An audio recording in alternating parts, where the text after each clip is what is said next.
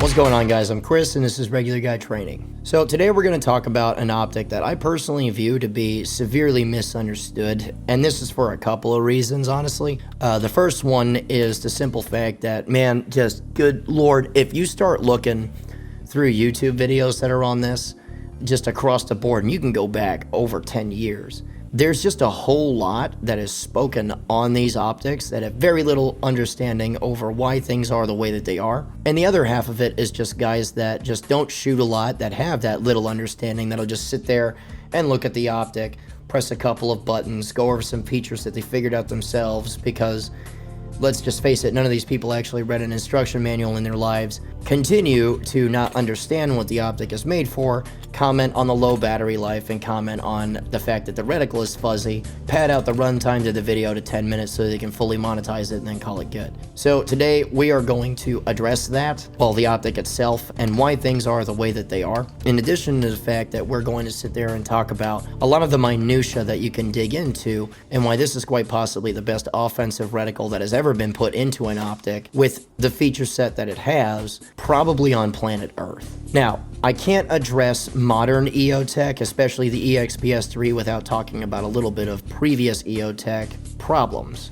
Now, up until 2012, you had a series of issues that these optics ran into, and these all really have to do with a central thing, and that's the laser emitter that is inside of the optic that's shooting itself into a diffuser, rather than an optic that uses an LED as its method for projecting a reticle on screen. Now, this requires significantly more power than LED related anything, to such a point where there's a lot of optics, even back then, that would have battery life measured in years, plural, versus an optic that at its best would get you 600 hours, maybe 800 if it spent way more time not being used than being used. And in addition to this, you have significantly more annoying issues, like, for instance, the older battery covers that were straight in line with the receiver would start running into contact issues, leading to reticle flickering problems. In addition to that, you have lens delamination issues, and then you would have invasive moisture issues, where much like a lot of handgun closed emitter optics today, you would have moisture getting inside of the optic body, in which you can't do anything about it, and after a certain point makes the optic basically useless. And then you had enormous thermal drift issues from guys that would be in, well, frankly, some of the most inhospitable working environments for these objects on planet Earth.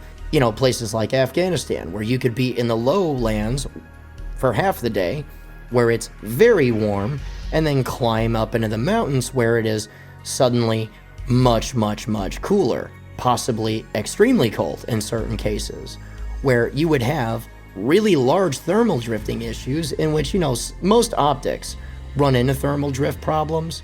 In fact, all of them do. But then you look at these in particular, and it's like, oh my God, this is ridiculous. And this would force a lot of people at L3 to go back to the drawing board and really just kind of figure out what's actually going to work with this optic, or even if we should proceed with the design in general, really. So the result of all this is the extreme line of EOTECH, and that would be the EXPS line of optics, the most modern of which being the EXPS3, but these E versions of this would come out around about 2012, which is around about when knowledge of these problems, for the most part, would hit the general public, and that's when we started talking about thermal drift issues with EOTECHs for a few years. So let's just be straight here.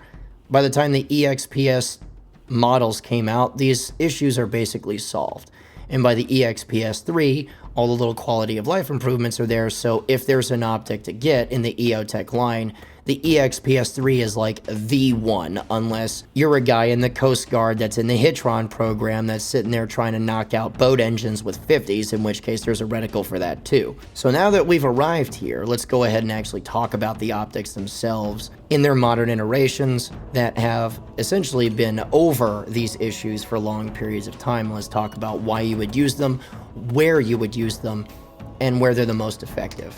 First things first, let's just talk about the things that I have a tendency to gravitate to. And all of the feature set in the world is great if your turrets are inaccurate, and if your parallax is trash, you don't have an optic that's useful in the first place. Now, first of all, the turrets themselves are mathematically accurate, although on occasion, especially with really used optics, especially in really unforgiving environments, they have a tendency to squish, so you really gotta listen for the clickovers. But still, the math is there, the math works, and it is solid in that regard. As far as parallax goes, this is simply the best in class. There isn't a better optic on planet Earth that has better parallax than this. Now, this has to do in large part to the reticle design itself and the laser emitter that's shot into a diffuser that then projects itself on screen. This idea was more or less taken from fighter jet HUDs, because L3 is involved in things like that, and they just kind of noticed, well, with their night vision on, you don't have any of the blooming issues that you have to deal with in LED emitted systems, which causes significant problems for people in that space.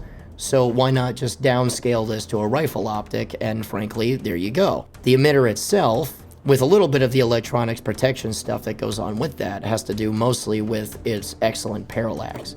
So a lot of times people hear this and they say, okay, well, how bad could it be? Well, frankly, it can be really bad if you actually look at certain studies that were conducted, for instance, by Green Eye Tactical some years back, that took a look at modern optics and measured them all together at distances like 25, 50, and 100 yards. Now, at 25, you expect greater parallax and that sort of thing. But with EOTECH, as a for instance, we're looking at like 1.5 to 2.5 minute shift at 25. I forget exactly the numbers. That sounds significant, because it is. But the issue with that is that if you went to, for instance, the Trigicon MRO, which had a staggeringly bad, like 15-minute shift at that distance, or the Aimpoint T1 in that particular case, which had like an 11-minute shift, and then the T2, which was significantly better, that ended up with a 2.5 to 3 minute across the board, meaning at all of these distances. This can be quite big as far as your shift at these particular distances.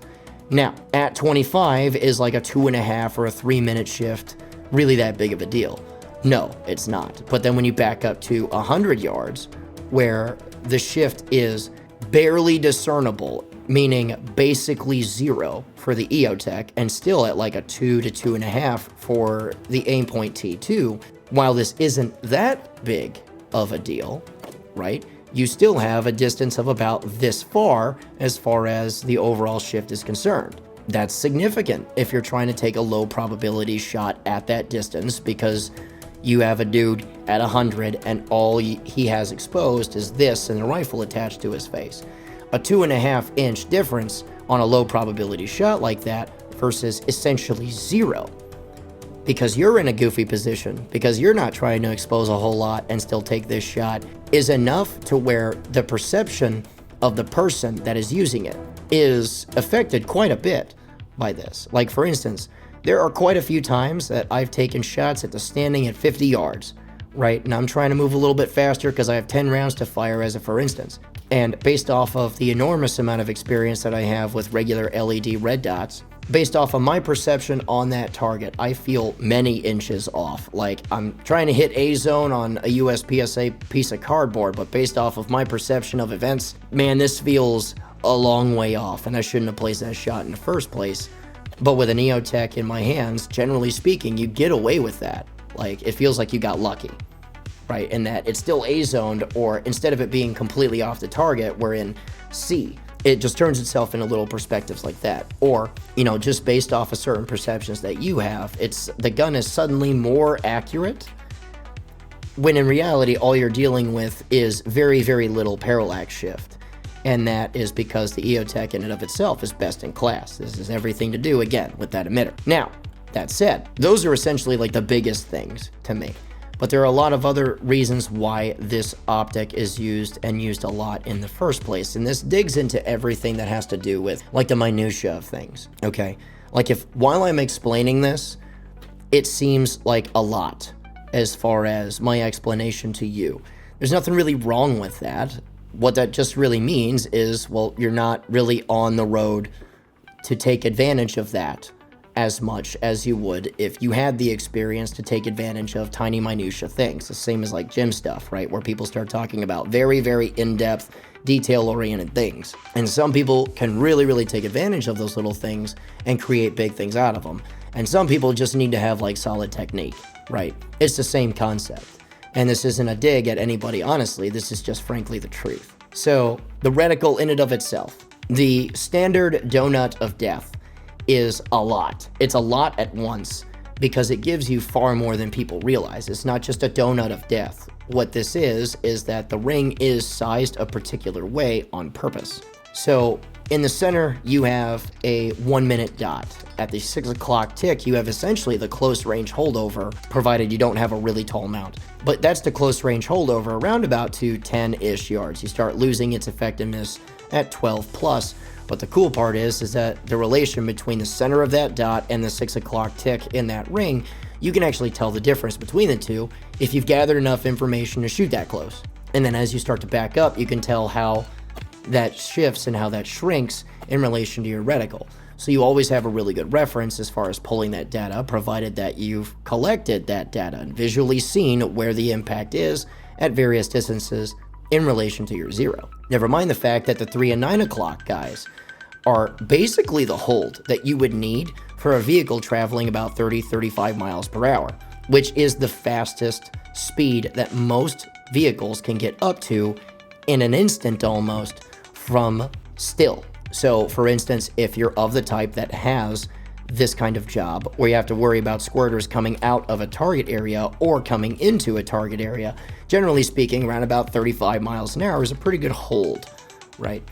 So that gives you a colossal amount of information if you start replaying the scenarios over and over. Never mind the fact that you can extrapolate certain things to where if a target's in a dead sprint, you have that reference to use if you're at certain distances, and you can pull a lot of data from that. Also, aerial weapon shooting, if you have to put a target in lag, which is really hard to take a consistent guess at with just a regular LED dot, it's pretty easy to not just monitor your angle, but to monitor your speed and what type of lag you need to put that target into with a reticle like this, because it gives you a lot of exterior references to what it is that you're trying to use. So now you can see why guys in like Coast Guard units that are trying again to destroy boat engines with Barrett M107s or 308 type rifles or whatever end up using these optics quite a bit, which is why there's a 50 BMG reticle in general for this. So you can tell that there's a lot of utility in an optic like this. And notice how I haven't even gotten into night vision yet. Now, again, as far as night vision is concerned, because of the laser emitter, this is simply best in class because of also the compounding feature of very, very minimal parallax, which just helps you out as far as light transmission, what you perceive as far as the reticle is concerned. And then also, we have to understand that night vision settings on just about any optic is sort of a misnomer in that the night vision setting is just the optic turned to low. That's all that really is. So with this particular optic having a night vision button, all that really is a hotkey to your lower setting. Now, I've heard it spoken of before to where this is sort of a disadvantage because if the optic turns off, it has memory for where you set it for the low light or day settings, but it doesn't have memory for the night vision settings, and then if you press it, it's already set to extremely low, and that can cause a few issues as far as different light conditions and that sort of thing. Generally speaking, I disagree with this vehemently, in that most of the time, if you are passive shooting in the first place, you're outside, it's pretty dark, that's why you need night vision in the first place, and to have a reticle that cleanly projects itself, meaning it's not just a dot that if you turn really low, you can lose under flash, which you could get quite a bit of if you have an illuminator on to help with target presentation, or even with suppressors. You can get a ton of flash or little sparks shooting at the front end of your gun. And if you're not suppressor equipped and you have a flash suppressor out front only, you get a bunch of sparks. Yeah, I get it. Setting a regular T2 or something like that to low can lose that in those sparks, or it could be a little bit harder to discern. You might want to up the brightness just a little bit, especially in areas that have tons of light pollution, where you have like street lights, interior lights that you can see through the night vision, that sort of thing.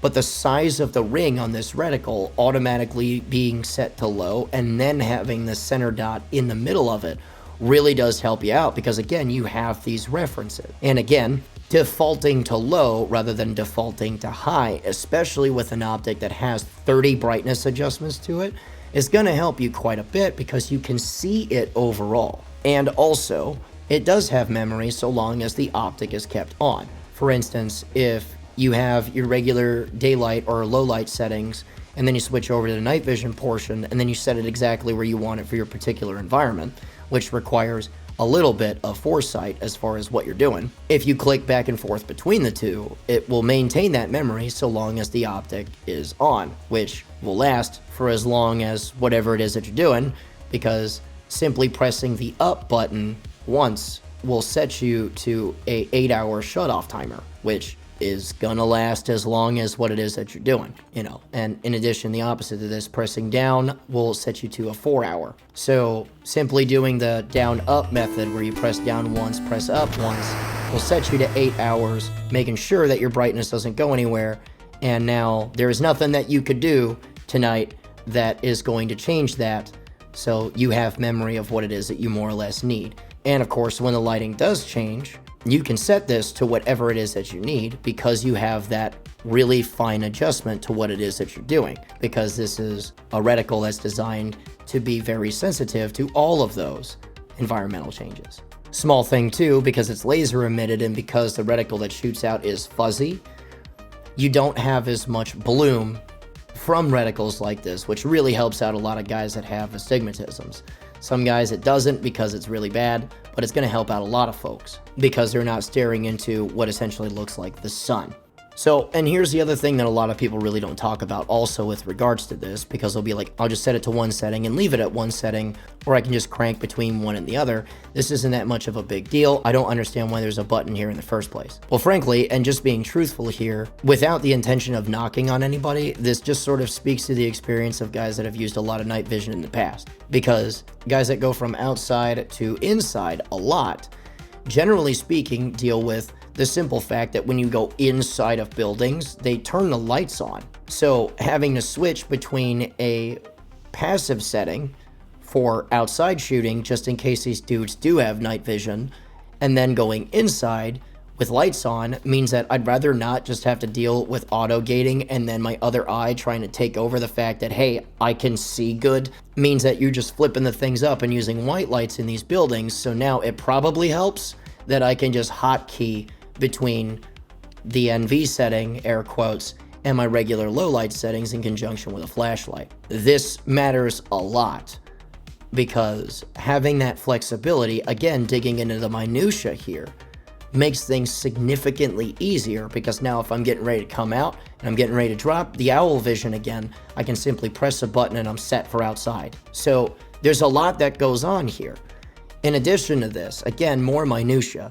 Look, it's not hard to use an Aimpoint T2 or an Aimpoint Comp M4 in conjunction with a magnifier. However, a mild issue that you deal with when you use magnifiers in conjunction with LED emitted optics is that LED lights, when your perception is closer to that source, the larger that source actually gets, or rather, the larger that reflection gets. Meaning, if you have a 2-minute dot that's set to a particular brightness, if you flip that magnifier over, it looks much larger than it actually is. And now you're starting to see sunbursting and all this other stuff because you're dragging your eyeball closer to an LED light, if that makes sense.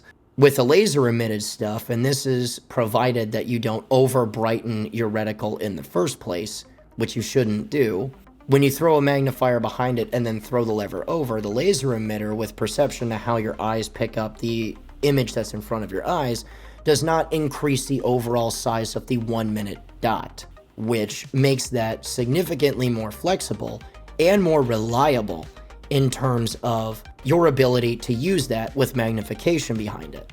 Now look, my eyes are already pretty good, like pretty good. Like I have 20/10 vision, they're pretty light sensitive, in that I can dim my stuff way down to where I don't really have to worry about sunbursting ever, because it's low enough for me to see well, and I don't have to worry about the overbrightness causing enlargement or artificial enlargement issues. In addition to the fact that, again, if I throw that magnifier over, I can see very well. So the low probability shot that wasn't a big deal for me at 300 is now a joke at 300.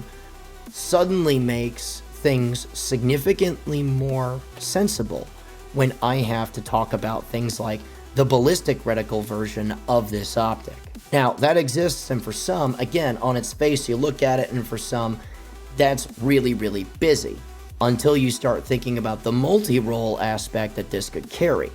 And again, because you're not dealing with artificial dot enlargement, I don't have to sit there and mess with brightness settings the second that I flip this guy over, and I still have very, very minimal parallax to basically 0 at 100, which means that what I can see is accurate, even if it's a little bit too bright for my eyes in that particular moment, which generally speaking it isn't, because it's low enough for me to see well and the dots don't enlarge when I throw the magnification over. So now I have an optic that can do all of these things really well. And touching on the night vision stuff again, this is literally the cleanest you're ever going to get as far as a laser emitted thing is concerned, because there is just no way for an LED emitted dot to be as clean or as little sunbursty as a laser emitter shooting into a diffuser is. There just isn't better technology that is out there. And this was more or less figured out in the 70s with fighter jet HUDs that were illuminated in this way. And we're possibly going back even further than that. Like, this is stuff that's been figured out forever ago. So now we have to talk about things like controls and what that means to you. Now, as far as the controls go, as previously stated, further away from you is dimmer and closer to you is brighter. So as far as keeping the battery on, as far as how long what it is that you're doing is going to be, closer, press 1, right, and you have a 8-hour shut off. Press it once on the lower or the dimmer, and now you have 4-hour. So typically speaking, if what I'm doing is going to last all day, when I take a moment to stop and do what it is that I need to do, simply pressing down 1 and then up 1 makes sure that my brightness goes nowhere and I have 8 hours before the thing just shuts off.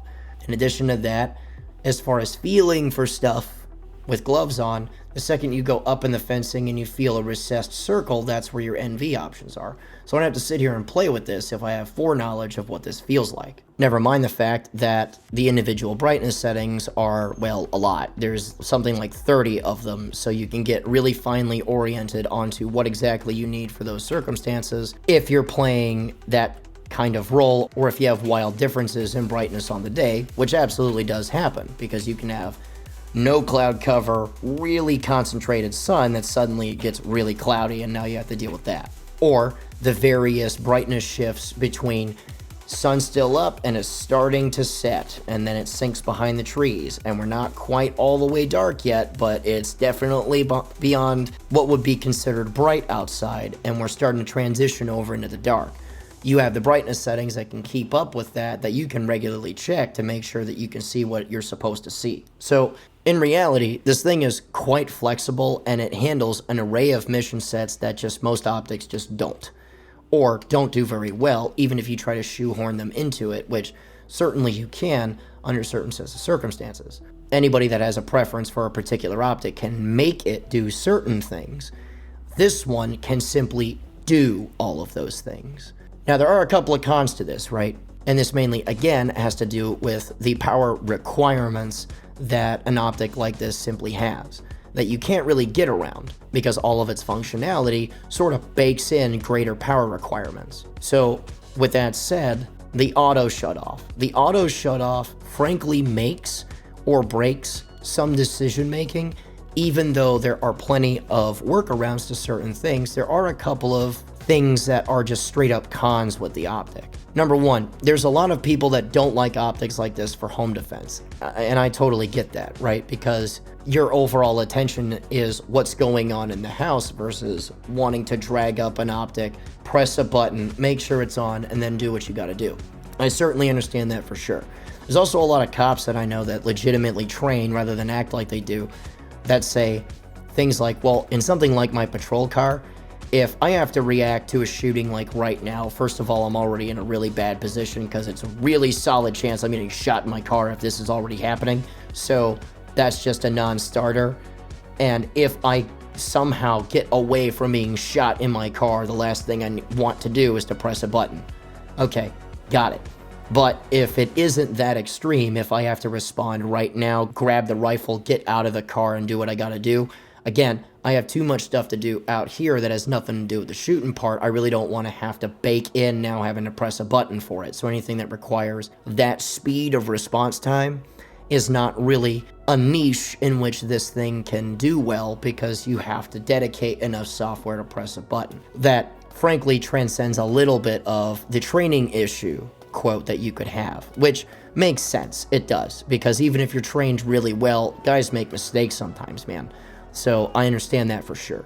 And under those circumstances, I actually concur. I would rather just have an optic that's on, that I keep on, even if I set it to daylight, threw it in a car, and now it's dark, and I'm set to daylight. At least you have a big reference onto what it is that you're trying to shoot at, and then you can turn it down later. The thing is on to start, right? So that makes sense. It makes a bunch of sense. Another thing too is like general infantry use. So here's the thing. It doesn't show up on the IR spectrum, which thankfully that is the case. Otherwise, it would just delete its effectiveness in this realm for about ever. But when you have this optic set to low light settings, meaning in conjunction with your flashlight, for one reason or another, if it's dark outside, you actually see the laser emitter shooting into the diffuser at night. So in other words, it shows a little red hue that you can actually see. Now that's an issue for anybody that has eyes, right? Because if you're trying to stay hidden in a position, if you're trying to guard something really well, and somebody with the naked eye is trying to look through a particular area, this is just one of those little things that can give you up as far as positions are concerned, and that's something I'd just rather not have happen. So I understand that for sure.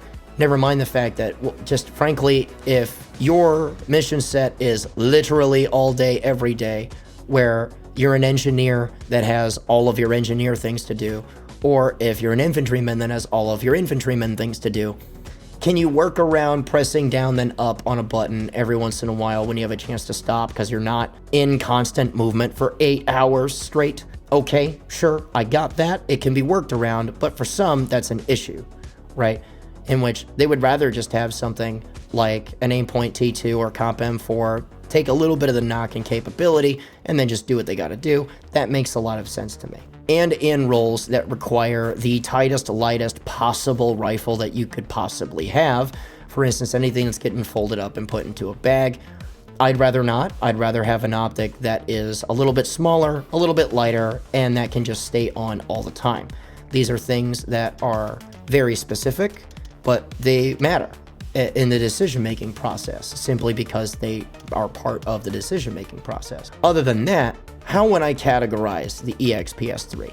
Well, frankly, I would categorize it as for someone that has enough skill set and enough dedicated brain power to take advantage of the minutia, when the little stuff actually matters versus you thinking it does. Because some people try to buy themselves into skill, and that's not what I'm talking about. What I'm talking about is people that have the skill set to actually take advantage of these little things. Because, for instance, if a 2.5, 3 minute parallax at 100 actually does affect what it is that you're doing, and you have to plan for it, because you could actually shoot that tight at 100, this is for you. This absolutely is for you, because it allows you to collect tons of data and make decisions on the fly that actually affect what it is that you're doing. For instance, if you're the kind of person that thoroughly understands the fact that, you know, for instance, 416 style upper receivers are raised ever so slightly to the point where you could throw a lower 1/3 optic mount on there and take advantage of the fact that while it isn't as tall, for instance, as a 193 or something similar, it does boost you up just a little bit, so that using a lower 1/3 mount adds a little bit of height to bring you a little more upright. And now I can take advantage of not just the reticle, but under night vision use, I can understand that I'm boosted up ever so slightly, so things are a little more convenient for me. If those are details that matter to you, this is the optic for you. Because as it stands, or at least at present, having looked at basically everything that is on the market that has to do with this sort of stuff, I cannot find a better offensive reticle on planet Earth. And offensive can mean a great many things for a great many people. But what this turns into for me is that, for instance, yes, home defense is in fact home defense. But if I have my child in the house, I now have to go on offense because I have to get to his room, and anything that's between me and that room is going to get mulched, which means I'm on offense now. So anything that has to do with anything remotely tailoring itself or even tangentially related to offense, this is quite possibly the greatest optic that has ever existed for people that do that. Because not only does it give you a solid optic reticle any time of day under any set of circumstances, what it also gives you is enough little information to give you that little tiny edge that you could have possibly used that under any other circumstance and any other optic would force you to take a guess. And that, ladies and gents, is massively important to not just me, but anybody else that makes this choice, whether or not you're conscious of it. So, that said, guys, if you want to support us through Patreon or our social media outlets, you can absolutely do that. I'm getting ready to post the next year's worth of classes and that sort of thing, especially in conjunction with Black Friday coming up, so stay tuned to that. If you want to get more out of it than just supporting us through Patreon, $41 a month can get you as much training as you want, so long as we're not dealing with logistically challenging courses, like, for instance, a private course or a soft-skin vehicle class, which are fairly obvious as to why I don't allow the Patreon guys to take massive advantage of me on that as well. But that said, if you want to take advantage of all that stuff or support us through any of those channels, it would be greatly appreciated. If, and only if, you like what you saw today, go ahead and give us a like and a subscribe. Hit the little notification bell. It helps us out massively. And remember, a regular guy's firearm is the last defense against tyranny. Easy.